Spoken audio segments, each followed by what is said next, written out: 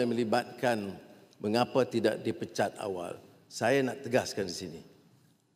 Tuntutlah bagaimana kita tidak pecat pegawai kerana tulis surat minta dipertimbangkan.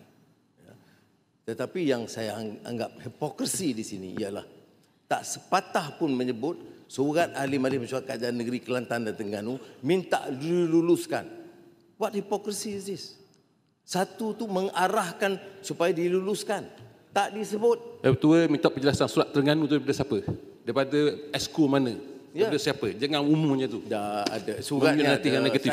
Kalau nak minta boleh, saya tak maulah. Ya, biar ada siasatan. Tapi saya mahu. Surat nanti sebab ada ini mencemarkan image. Ada image apa bendanya?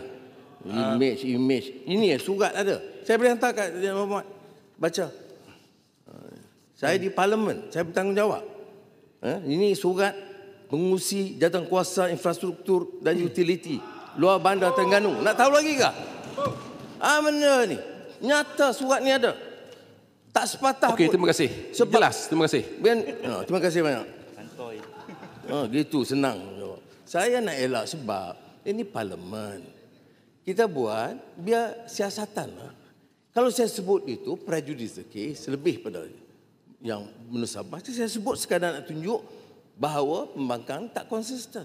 Satu kes minta lulus, tu no issue. Satu kes minta pertimbangan, big issue.